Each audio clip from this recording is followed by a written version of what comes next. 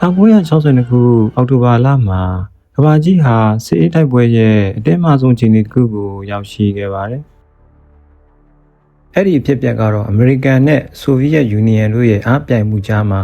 လူသားမျိုးနွယ်တွေဟာနျူကလ িয়ার စစ်ပွဲရဲ့အနာဂတ်ကိုရောက်ရှိခဲ့ကြခြင်းပဲဖြစ်ပါတယ်။ဒါဟာသမိုင်းမှာအန္တရာယ်ရှိဆုံး73ရက်လို့လူသိများတဲ့ကျူးဘားဒုံးမြန်အရေးခင်းကြီးပဲဖြစ်ပါတော့တယ်ခင်ဗျာ။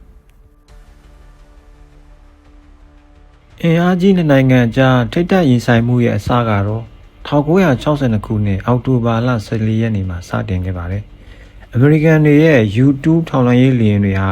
ကျူးဘားနိုင်ငံအတွင်းမှာဆိုဗီယက်လုပ်နျူကလ িয়ার ဒုံးမြန်တွေတပ်ဆင်နေတာကိုဓာတ်ပုံရိုက်ကူးနိုင်ခဲ့ပါတယ်။ဒီဒုံးမြန်တွေဟာအမေရိကန်ပြည်ထောင်စုရဲ့မြို့ကြီးတော်တော်များများကိုမိနစ်ပိုင်းအတွင်းမှာဖျက်ဆီးပစ်နိုင်တဲ့အစွမ်းရှိပါတယ်။အမေရိကန်သမ္မတဂျွန် F. ကနေဒီက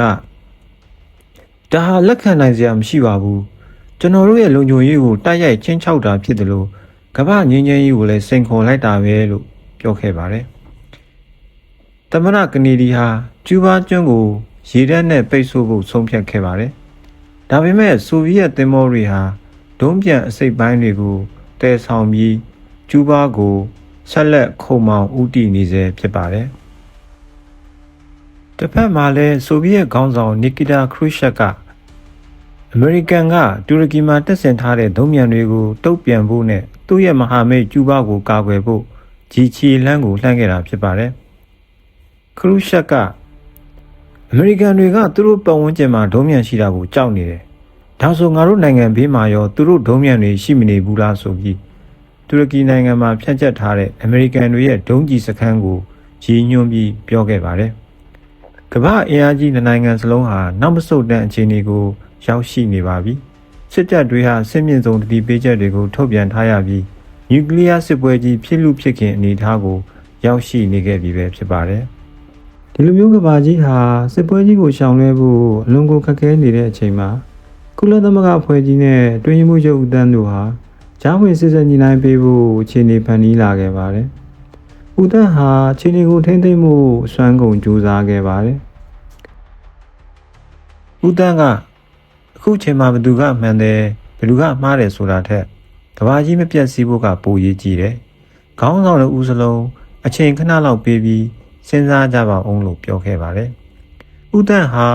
ကနေဒီနဲ့ခရုရှက်စီကိုယ်တိုင်လက်မှတ်ရေးထိုးထားတဲ့သဝန်လွှာတွေပို့ခဲ့ပါတယ်။သူကဆိုဗီယက်သင်္ဘောတွေကိုခေတ္တရပ်တန့်ဖို့နဲ့အမေရိကန်ကိုရေတပ်ပိတ်ဆို့မှုတွေခေတ္တလျှော့ချဖို့တောင်းဆိုခဲ့ပါတယ်။အင်အားကြီးနိုင်ငံ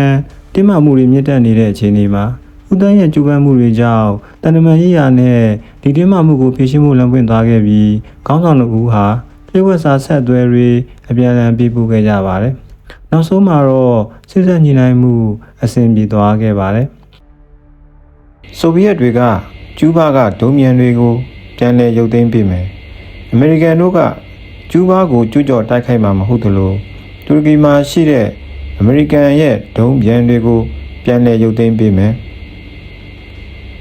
အောက်တိုဘာ28ရက်နေ့မှာတော့ကမ္ဘာအင်အားကြီးနိုင်ငံရဲ့တင်းမာမှုတွေလျော့ကျသွားခဲ့ပါတယ်။1962ခုကျူးဘားဒုံးမြန်အရေးခင်းကိုခြုံငုံသုံးသပ်ရရင်အင်အားကြီးနိုင်ငံတွေထိပ်တိုက်တွေ့ကြတဲ့အခါ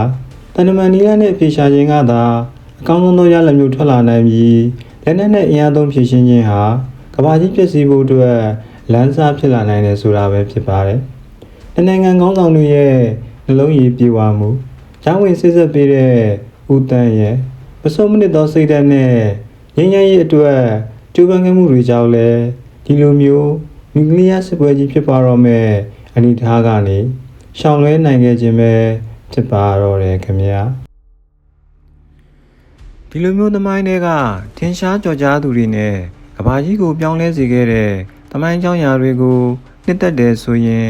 channel လေးကို like and subscribe လုပ်သွားကြဖို့နဲ့မင်္ဂလာရှိတဲ့နေ့တစ်နေ့ဖြစ်ပါစေကြောင်းဆုတောင်းရင်းနောက်အစီအစဉ်တွေမှာပြန်လည်ဆုံတွေ့ကြပါဦးစို့ခင်ဗျာ